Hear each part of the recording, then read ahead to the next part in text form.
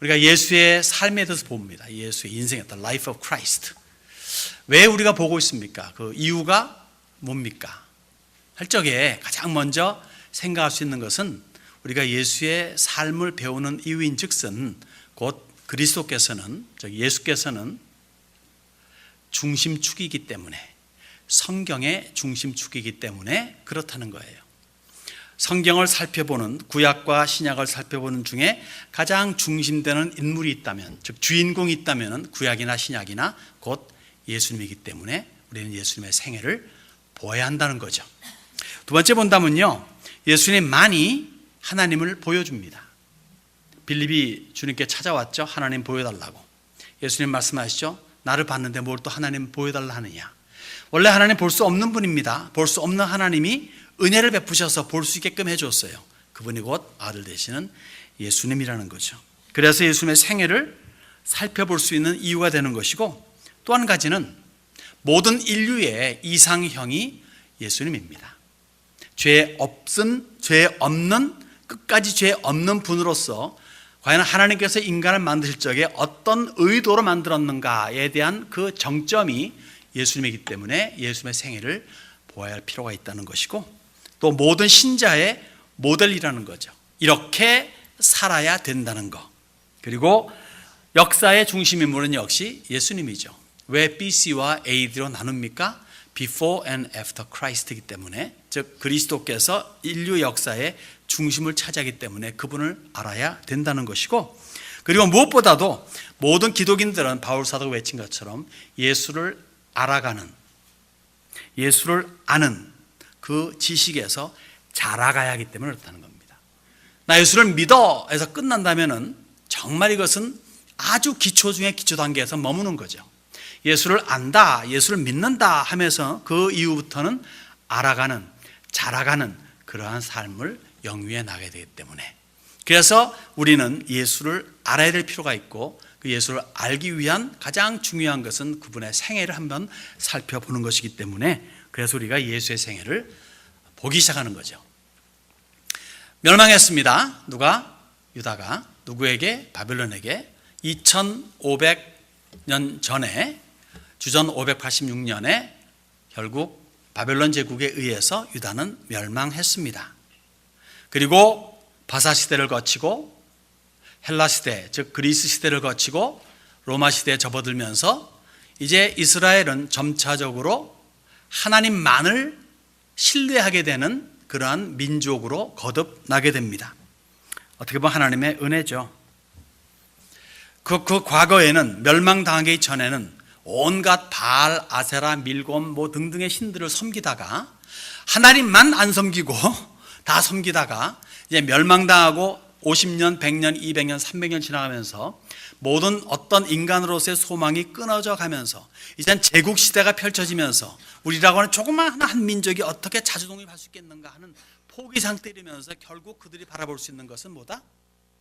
하나님밖에 없으니까 유일신 하나님 사상이 점차 들어가게 됩니다.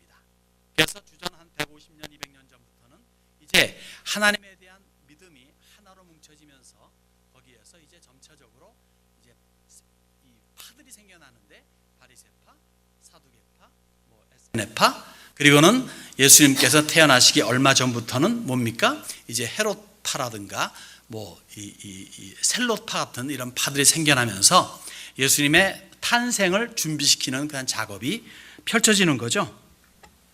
예수님 나타나실 즈음에는, 예수님께서 탄생하실 즈음에는 유일신 사상이 유일한 사상으로 이제 유대인들에게 자리 잡히게 되고, 그 이후에 메시아 사상, 다시 말해 우리를 위해서 오실, 지금의 로마 제국이라는 가장 막강한 이 나라를 능가하는 그러한 주님의 나라를 세우실 그 메시아가 오실 것이다. 그래서 우리는 온 세계의 으뜸 민족이 될 것이다 라고 하는 그러한 사상이 팽배해지는 그 순간에 예수님께서 탄생하시는데, 그 전에 누구를? 세례 요한을 내어 보내십니다. 그래서 세례 요한을 통해서 회개의 세례를 베풀게 하죠. 회개하라. 이 한마디에 이스라엘 백성들은 마음을 돌이켜 요한에게로 다가옵니다. 세례를 받습니다. 그러면서 예수님께서 그 뒤이어 나타나시게 되죠. 30년의 사생애 생활을 뒤로 하고 나타납니다. 사실 예수님의 출생은 여고냐에게 임했던, 즉 여고니에게 임했던 저주 때문에 정식적인 방법으로는 다윗의 후손으로 그리고 메시아로 나타날 수가 없었어요. 그래서 마태복음과 누가복음은 요셉의 족보와 마리아의 족보를 연결시키면서 기묘한 방법으로 연결시켜서 합법적이고 적법적인 방법으로 예수님께서는 다윗의 후손임을 그렇게 증거하게 되고, 그리고 30년의 사생애의 생활을 통해 가지고, 물론 성경에는 많은 이야기가 수록되어 있지는 않습니다만은 알거니와 그분은 30년의 일반적인 삶을 통해서 인생이 무엇인지 사람이 무엇인지를 몸소 체험했다는 얘기죠. 죄 없으신 분이니까 일반 사람과 더불어 죄를 같이 짓진 않았지만은 그들과 함께 동거동락하면서 또 몫으로서의 삶을 살면서 어느 한 사람의 자식으로 또 형제들을 거느리고 동생들과 더불어 살면서 정말 인생이 무엇인지를 깨달아 알게 되었다는 겁니다. 그래서 히브리 기자는 말하기를 그는 우리와 함께 있었지만은 그러나 우리의 모든 질고를 지는 자라, 우리의 그 형편한 상태를 모르는 자가 아니라고 그렇게 말하면서 그분의 삶은 진정 우리를 위한 삶이었다고 그렇게 강조하는 것을 알 수가 있습니다. 때가 되었습니다. 드디어 요한에게서 세례를 받죠. 공생의 사역의 준비 작업이죠. 그런 다음에는 마귀에게서 시험을 받고 그 시험을 이기십니다. 그러므로 말미암아 두 번째 아담으로서의 성공의 깃발을 내세우는 거죠. 첫 번째 아담은 그만 실패해서 오늘날의 인류의 모습을 갖추게 되었지만 예수님께서는 성공하심으로 말미암아 이제 미래의 세대는 어떤 세대임을 알려주고 있습니다. 천국에서의 죄 없는 삶을 이제 펼쳐 주시는 거죠. 요한 세례 요한으로 말미암아 공생의 사역을 시작하는 입장에서 그 세례 요한 때문에 주님에게는 제자들이 생겨나요. 세례 요한이 외치지 않습니까? 보라, 세상 죄를 지고 가는 하나님의 어린 양. 그 다음 날도 또 하나님의 어린 양을 보라라고 그렇게 손짓하니까 세례 요한을 따르던 제자 중에 두 사람이 예수님께로 옮겨갑니다. 그래서 안드레와 베드로와 요한과 야고보와 또 그 친구 되는 빌립과 동업하는 빌립과 빌립의 친구 되는 나다나엘이 연결되어 가지고 6명의 제자로 이제 본격적인 공생의 사역을 시작하게 되죠. 그러면서 가나의 혼인잔치에서 물을 포도주로 바꾸는 첫 번째 기적을 베풉니다. 그래서 이상하지 않아요? 요한복음 때 읽어보면은 첫 번째 기적이래요. 마태복음, 마가복음, 누가복음 보면은 엄청난 기적들을 많이 행하셨는데 갑자기 요한에 있어서는 첫 번째 기적이라고 말합니다. 그래서 우리가 알 수 있는 것, 그리고 시대적인 배경을 연결해 보면은 마태, 마가, 누가는 주님의 갈릴리 사역을 시점으로 해가지고 그 공생의 삶을 펼쳐주는데, 그런데 요한은 그 갈릴리의 본격적인 사역을 하기 이전에 초기 사역을 요한복음 1장에서 4장을 통해서 알려주고 있습니다. 공간복음에 말하는 마태, 마가, 누가는 주후 한 60년에서 65년 사이에 쓰여졌다면은 요한복음 주후 90년 이후에 쓰여진 것이기 때문에 30여 년 더 지난 다음에 생을 다 마치고 많은 사도들이 그리고 대다수의 많은 초대의 성도들이 주님 품에 안긴 이후에 쓴 것이라서 그런지 그는 더 정리해야 될 것이 있다 싶어서 성령의 감동으로 1장과 4장을 통해서 다른 복음서에서는 쓰여지지 않은 그러한 이야기를 이야기하고 있는 것을 우리가 알 수가 있겠습니다. 그래서 가나의 혼인잔치에서 첫 번째 기적이라 말한 것은 정말 첫 번째 베푸신 기적이라 볼 수 있겠죠. 그래서 그 기적을 베푸는 말미암아 내가 메시아다 라는 것을 공적으로 증거합니다. 그리고는 예루살렘으로 내려갑니다. 아마도 공생의 시작의 첫 번째 예루살렘 방문이겠죠. 그 이전에도 6월절이나 등등 모든 유대인들 남자들은 1년에 3차례 하나님 앞에 배울지니라라는 명령에 따라 가지고 그 율법에 따라서 매 갔겠지만 공생의 사역에 메시아의 자격으로서 예루살렘에 처음 간 그때 성전을 정화하는 작업이 벌어지죠. 처음과 끝 마지막 때에도 정화하지만 처음에도 정화를 합니다. 그러면서 그 직후에 예수님에 대한 이야기를 듣고 그분의 행동을 보면서 존경하는 마음으로 찾아온 한 유력한 자가 있었으니 그 이름하여 니고데모입니다. 니고데모를 통해서 이른바 말해서 중생의 필요성과 중생의 그러한 중요성에 대해서 다시 한번 강조하게 되고, 우리가 잘 아는 요한복음 3장 16절이 탄생하게 되는 계기가 되는 거예요. 왜 중생이 필요합니까? 중생하지 아니하면은, 거듭나지 아니하면은 뭐라고 말합니까? 하나님 나라에 갈 수 없다고 하기 때문에. 그래서 중생이, 거듭남이 필요하다는 거예요. 그럼 중생의 비결은 뭐라 그랬습니까? 예수님 말씀하십니다. 모세가 광야에서 놋뱀을 든 것 같이 인자가 들려야 하리니. 이것이 비결입니다. 중생할 수 있는 비결, 중생할 수 있는 터널이 있다면 곧 예수님께서 들려야 한다는 그러한 사건이죠. 다시 말해 십자가에서의 죽음을 여기서 예표해 주고 있습니다. 그러면서 중생 얻는 방법이라고 하면 어떻게 하면 중생을 합니까? 어떻게 하면 거듭나게 됩니까? 어머니 뱃속에 다시 나올까요? 라고 했던 그러한 바리새인이요 산헤드린 공회원이요 지긋한 나이가 든 신앙 깊은 이 사람의 무지함을 일깨워주는 것으로서 곧 나를 믿어라 하는 거예요. 예수를 믿어라. 나 예수를 믿는 것만이 중생하는 비결임을 알려주고 있습니다. 여러분들 예수 믿는 줄로 믿습니다. 예수 믿는 사람들은 곧 예수를 따르는 사람들입니다. 우리 주님께서는 그렇기 때문에 이러한 것을 통해 가지고 우리 각자에게 나 예수가 누구인가를 심각하게 심어주고 그 예수를 위해 살 수 있는 그 비결을, 살 수 있는 그 방법을, 그 요점을 요약해서 준 것이 오늘날 신구약 성경이라 말할 수 있겠죠. 이제 그러면서 우리 주님께서 이제 갈릴리로 이제 되돌아올라 가시면서 니고데모와의 면담을 끝내고 이제 갈릴리로 가시게 되면 이제 본격적인 사역이 시작됩니다. 우리가 알고 있는 마태복음 5장 산상수훈부터 해가지고 쫙 나가는 본격적인 사역, 주님의 주된 사역의 중심지인 갈릴리로 옮겨 가시게 되죠. 옮겨 가시기 전에 우리 지금서 약간의 행동을 하시는 것이 3장 요한복음 22절에 기록이 됩니다. 유대 땅에 잠깐 유하시는 장면이 있죠. 읽겠습니다. 그 후에 예수께서 제자들과 유대 땅으로 가서 거기 가서 유하시며 세례를 베푸시더라. 예수님은 예루살렘에서 니고데모와의 매우 중요한 면담을 하십니다. 지난번에 우리가 제가 한국 가기 전에 이 말씀을 잠깐 나누었는데, 그러면서 직접적으로 갈릴리로 가시기 전에 제자들과 더불어 잠시 유대 산골로 들어가 쉽니다. 거기서 있어요. 잠시 얼마큼 오래 있었는지 모르겠습니다만 있습니다. 유대 산골이라니까 여러분 생각나는 분이 있어요. 유대 산골. 마리아가 임신하고 어디로 달려갑니까? 유대 산골. 거기에 엘리자벳을 찾아가죠. 친족이라 그러잖아요. 마리아에게서 태어난 예수에게 있어서 엘리사벳, 물론 그때 엘리사벳 살고 있다고는 생각할 수 없지만은 아마도 그러한 지역 가가지고 몸과 마음의 정리를 갖추면서 이제 갈릴리에서의 본격적인 사역을 준비하고 있기도 하고, 또 이제 들어온 제자들과의 이야기를 통해서 뭔가 이들에게 확고히 심어주는 그러한 계기이기도 한 것 같습니다.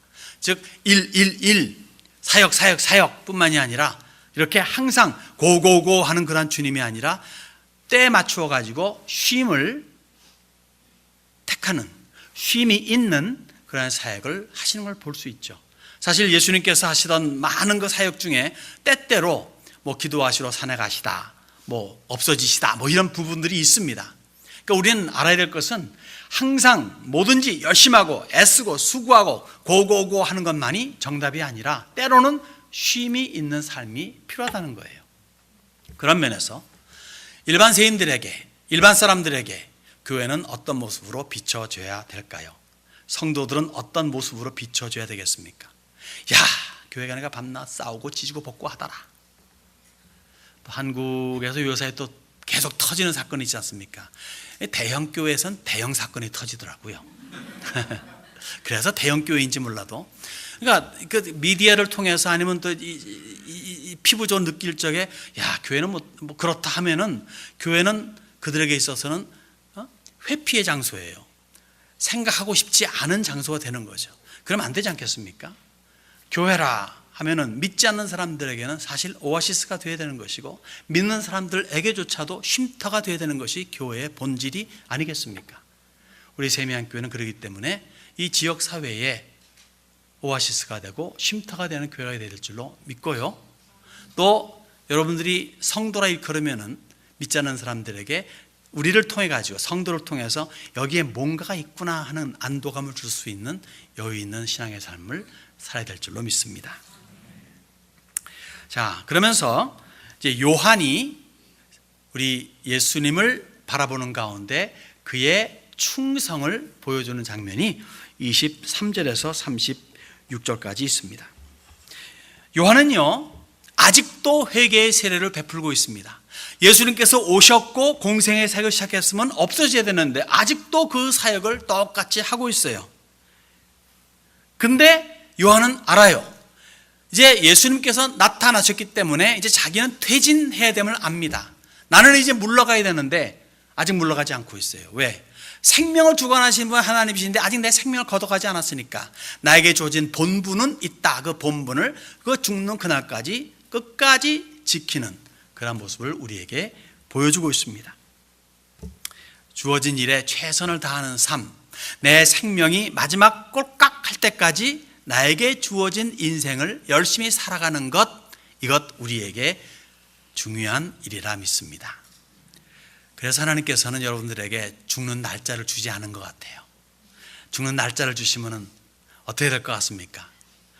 그날을 바라보며 주여, 그날이 이를 때까지 내가 열심히 살아 더 하늘에 많은 상급을 쌓아놓고 주여 주여 얼마나 좋습니까? 주님 만날 날이 이틀 더 가까웠구만요, 3일 더 가까웠구만요. 이게 아니라 일을 이러면서 그냥 할 일도 많은데 아이고 이것도 좋은데 저것도 좋은데 하면서 오히려 더 불안초조하지 않을까요?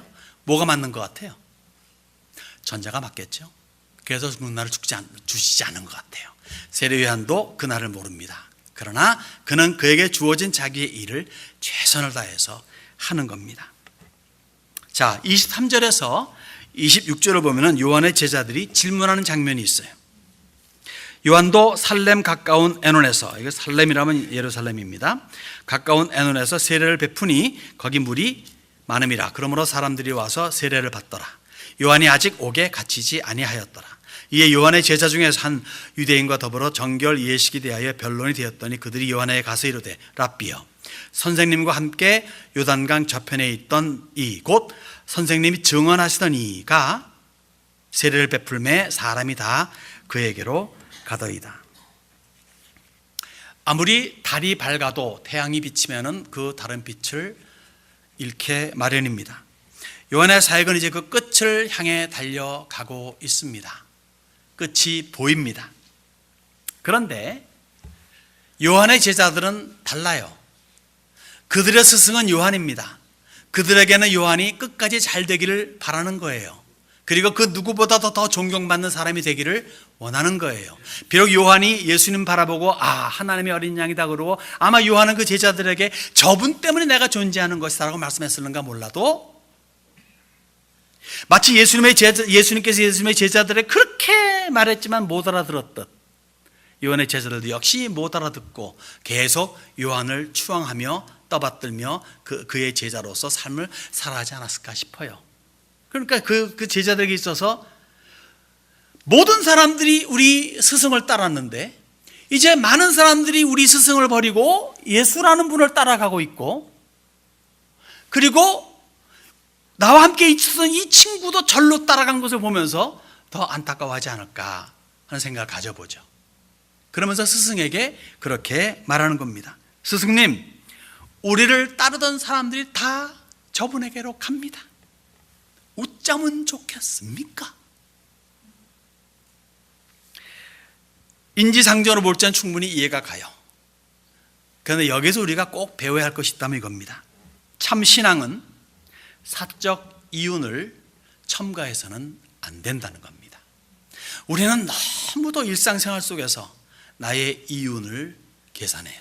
내게 이익이 되는가 주판을 튕기고 그렇습니다. 아닙니다.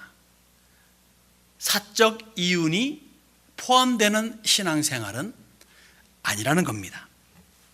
바울 사도가 이렇게 말하지 않습니까? 그리스도 예수의 사람들은 육체와 함께 그 정과 욕심을 십자가에 못 박았느니라. 다시 말해서 예수님께서 십자가에 못 박히실 때 우리의 정과 욕심, 우리의 욕심과 정욕 등등이 다 함께 박혔다는 거예요. 그것을 추구해서는 안 되는 것이고 그것을 죽여버려야 된다는 것이고 매일의 삶 속에서 그것을 없애야 된다는 겁니다. 요한의 제자들에 대한 질문에 대해서 우리 요한 사도는 어떻게 말합니까? 우리 27절부터 이렇게 말합니다. 제가 30절까지 읽겠습니다. 요한이 대답하여 이르되 만일 하늘에서 주신 바 아니면 사람이 아무것도 받을 수 없느니라. 내가 말한 바 나는 그리스도가 아니요 그의 앞에 보내심을 받은 자라고 한 것을 증언할 자는 너희니라. 신부를 취하는 자는 신랑이나 서서 신랑의 음성을 듣는 친구가 크게 기뻐하나니 나는 이러한 기쁨으로 충만하였노라. 그는 흥하여야 하겠고 나는 쇠하여야 하리라 하니라. 여러분, 요한의 변함없는 신앙이 정말 멋지지 않아요? 우리 신앙의 선배들을 보면요, 참 믿음 생활 잘하다가 특히 목사님들 같은 분들, 부흥사들 보게 되면 정말 큰 은혜를 끼친 많은 분들이 계세요. 그런 분들이 참 잘 끝나면 얼마나 좋겠습니까만은 그 중에서 몇몇 분들은 그 끝이 참 초라하게 끝나는 걸 보게 됩니다. 자기 자랑하고 또 주어진 그런 많은 부를 하나님의 영광에 쓰지 않고 자기의 이윤을 위해서 쓰고 자기의 자식들을 위해서 쓰고 마치 내 것인 양 이 교회를 내가 이렇게 부흥시킨 이 큰 교회를 어떻게 내가 남에게 줄 수 있느냐 해서 자기 자식들에게 넘겨주고 첫째 자식, 둘째 자식, 셋째 자식에 나눠주고 하는 기업형 그러한 교회로 함으로 말미암아 사회의 지탄의 대상이 되고 욕을 먹고 주님에게서 그 호의가 떨어지는 그런 것들을 종종 보지 않습니까? 그러한 것이 요한에게 없었을까요? 이 사람도 인간이고 인간이기 때문에 죄인입니다. 자기에게 주는 수많은 영광 많은 사람들이 따르고 회개하라니까 회개하고 말이죠. 그렇게 한두 해를 지나가게 되면은 좀 우쭐해지지 않을까요? 분명 그렇게 될 수도 있을 법해요. 그런데 요한은 그러지 않았습니다. 끝까지 자기의 위치를 지킵니다. 오늘 본문이 뭐란 말합니까? 나 그리스도 아니야. 나 메시아 아니야. 그리고 주지시킵니다. 내가 메시아가 아님을 알려야 할 자들이 너희 아니냐라고 제자들에게 그렇게 각인시켜 줍니다. 나는 오직 예수님 앞에서 그 길을 열어놓는 선구자일 뿐이다 라고 말합니다. 지난번에 말씀드렸습니다. 결혼식의 주인공은 신랑 신부예요. 친구 들러리가 아니라는 것. 나는 친구여, 난 들러리다. 나는 들러리로서 신랑 신부가 맺어지는 것을 나는 최고의 기쁨을 누린다 하면서 그는 자기의 위치를 지킵니다. 이제 신랑이 나타났으니 내가 할 일은 뭐다? 나는 이제 사라질 뿐이야 이거예요. 그래서 그가 말씀하는 것이 뭡니까? 그는 흥하여야겠고 나는 쇠하여야 하리라. 사람이 낳은 자 중에 최고가 누구라 그랬습니까? 예수님 말씀하신 거? 요한이죠. 모세보다도 다윗보다도 아브라함보다도 더 주님께서는 친 분이 더 높게 친 분이 요한이에요. 세례 요한. 그 요한이 이런 고백을 했다면 그는 흥하여겠고 나는 쇠하여리라. 이 고백을 했다면 우리는 더욱 주님의 흥함을 위해서 우리의 쇠함을 택해야 할 줄로 믿습니다. 너무도 우리 안 그렇지 않습니까? 조금이라도 내가 나타나기를 원하지 않습니까? 정말 알량한 거 한 가지 해놓고서는 이걸 크게 불리고 싶어 하지 않습니까? 세례요한보다 훨씬 못한 우리 같은 존재들이 어떻게 하면 나를 좀 나타낼 수 있을까 하면서 예수의 이름을 빙자하고 자랑하려고 하지 않습니까? 회개해야 될 줄로 압니다. 우리는 이런 고백을 해야 되겠죠. 바울이 고백한 것처럼 나는 날마다 어쩌노라? 죽노라. 날마다 살지 마십시오. 날마다 내가 살려고 길을 피지 마십시오. 우리 모두는 다 죽음의 연습을 해야 되는 거죠. 내게 사는 것이 그리스도니 무엇도 유익하다? 죽는 것도 유익함이라. 육체의 죽음뿐만이 아니라 육체의 죽음 뭡니까? 천국이죠. 그러니까 아주 유익한 거죠. 이 땅에 살면서 나 자신을 죽이는 것도 역시 유익하다는 겁니다. 우리가 살아도 주를 위해 살고 죽어도 누구를 위해 죽는다? 주를 위해 죽는다. 우리의 삶의 초점, 우리의 삶의 중점은 누구다? 예수 그리스도, 우리의 주님이시라는 겁니다. 그렇게 살아도 죽어도 주를 위해 산다 죽는다는 것은 우리에겐 최고의 영예가 된다는 거죠. 그러한 삶의 주인공들이 여러분들이 되시기를 주님의 이름으로 축원합니다. 네, 그리고 요한은 외칩니다. 아니, 요한복음을 쓴 요한일는지 모르겠습니다. 어쨌든 둘 다 요한이니까 요한은 외칩니다. 예수님이 얼마나 우월하신 분인가를. 31절에서 35절에 위로부터 오시는 이는 만물 위에 계시고 땅에서 난 이는 땅에 속하여 땅에 속한 것을 말하느니라. 하늘로부터 오시는 이는 만물 위에 계시나니 그가 친히 보고 들은 것을 증언하되 그의 증언을 받는 자가 없도다. 그의 증언을 받는 자는 하나님이 참되시다는 것을 인쳤느니라. 하나님이 보내신 이는 하나님의 말씀을 하나니 이는 하나님이 성령을 한량없이 주심이니라. 아버지께서 아들을 사랑하사 만물을 다 그의 손에 주셨으니. 요한이 말하는 요점은 이거예요. 예수님은 땅에서 나신 이가 아니라 하늘에서 오신 분이라는 거죠. 땅에서 나시니라. 땅에서 났다니 무슨 말입니까? 땅에서 난 자들은 저와 여러분 같은 모든 인류를 말합니다. 땅의 원 단어가 뭐죠? 아담입니다. 아담의 후손들은 다 땅의 후손들이에요. 흙으로 지음받은 인간이기 때문에 땅의 후손들인데 예수님은 어디에서? 하늘에서 오신 분이라는 거죠. 근본이 다르다는 겁니다. 그분은 하늘의 하나님께서 직접 보내신 하나님의 아들로서 만물 위에 계신 분입니다. 만물 안에 있는 자가 아니라 만물 위에 계신 분이에요. 땅에서 태어나 땅에서 살아가는 인류와는 시작부터 다른, 질적으로 다른 탁월하신 우월하신 분이 예수 그리스도이십니다. 얼마나 우월하시냐? 다시 한번 말씀드립니다. 여자에게서 난 자 중에 최고인 세례 요한보다 우월하시다는 거죠. 세례 요한이 뭐라 말합니까? 나는 그의 신발끈을 풀 자격도 없는 자라고 말하는 거예요.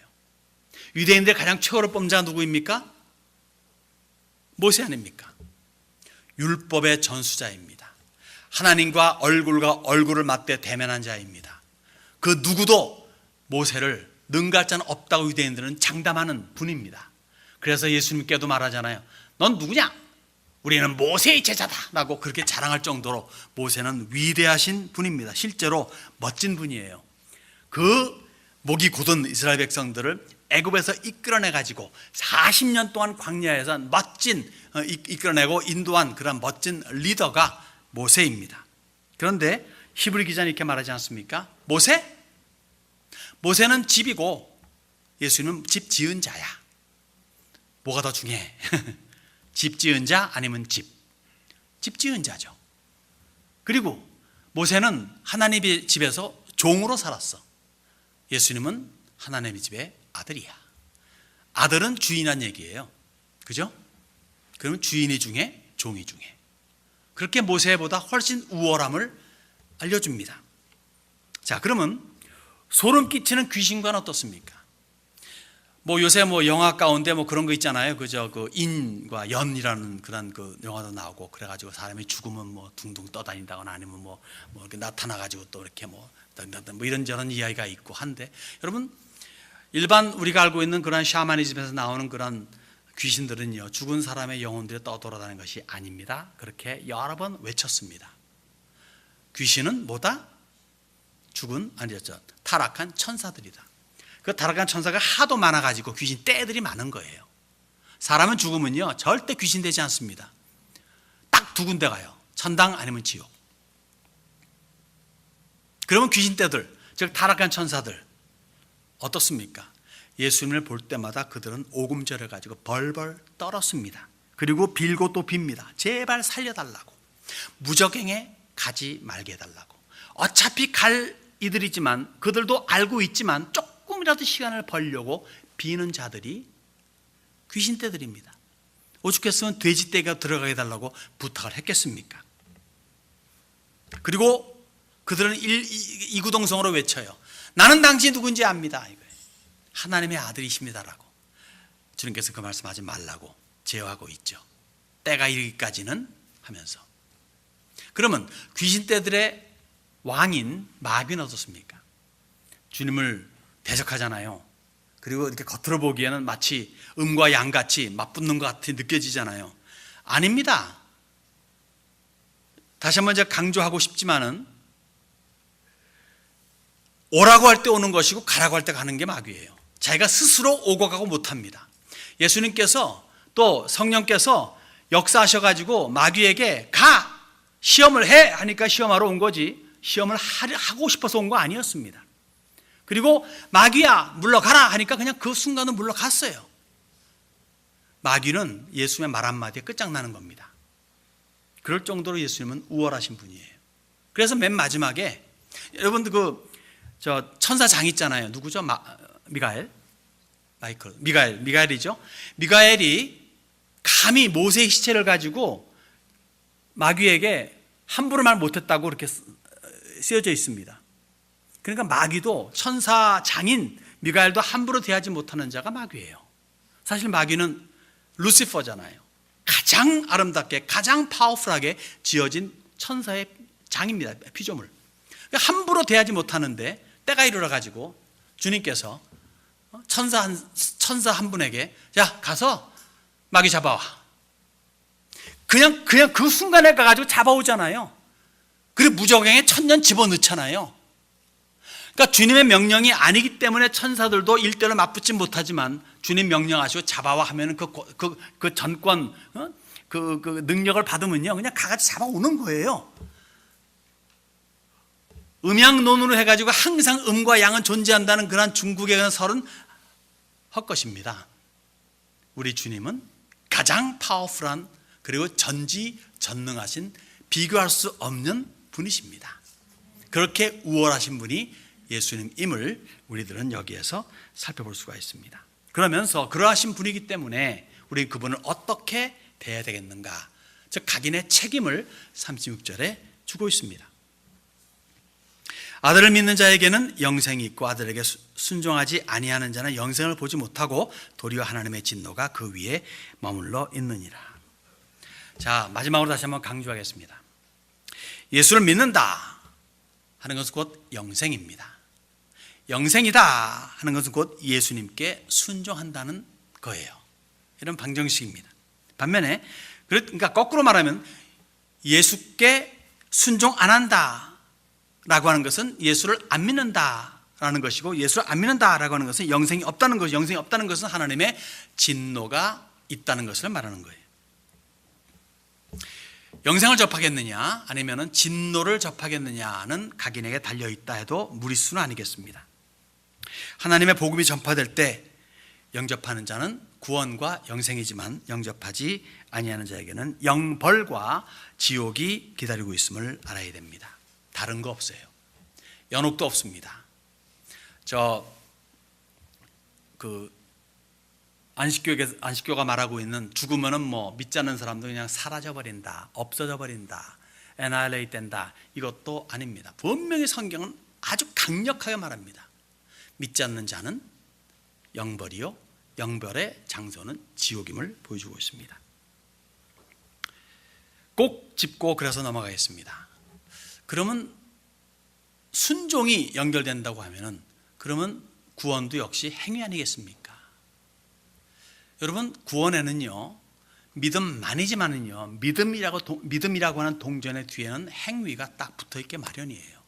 믿는 사람들은 믿음에 따른 행위가 있게 마련입니다. 우리는 그것을 두고 선행이라 말하고, 이 선행의 주체는 뭐냐면 예수께 대한 순종이에요.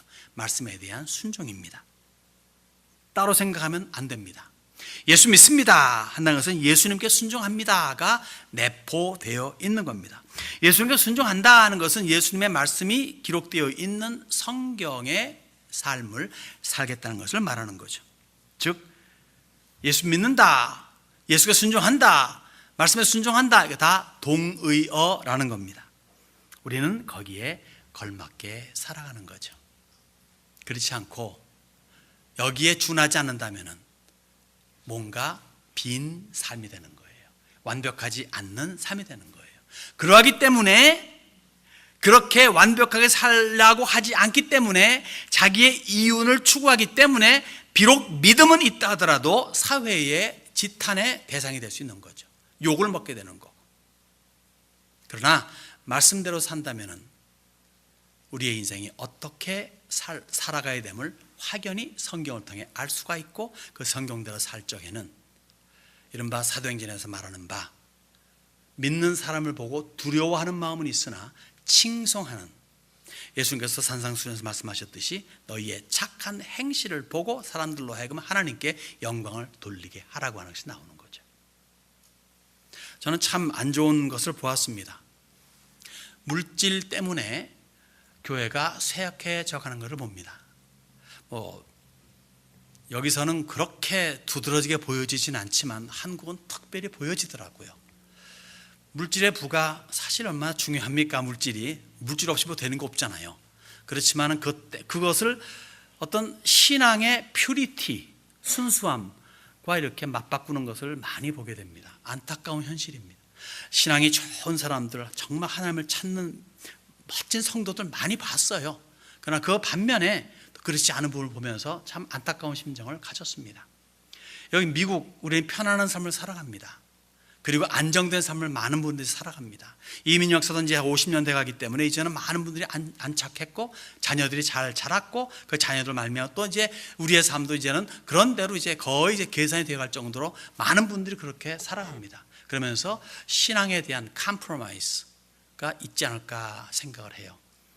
여러분 그러지 말고 우리가 알고 있는 그 예수님, 우리 세례요한 같이 초지일관으로 정말 예수님을 모시고 나에게 주어진 그 직분을 최대한 하면서 내가 살아가는 삶을 통해서 무사람들이 나를 볼 때 내가 섬기는 교회를 볼 적에 오아시스다, 쉼터다 하는 믿음의 고백이 있고 그러므로 말미암아 믿지 않는 사람들에게 믿음의 그리고 영생의 빗줄기가 비춰짐으로 말미암아 그들에게 그 무엇보다 중요한 영생의 선물이 주어질 수 있는 우리들을 통해서 주어지는 좋은 매일의 삶이 펼쳐져야 될 줄로 믿습니다.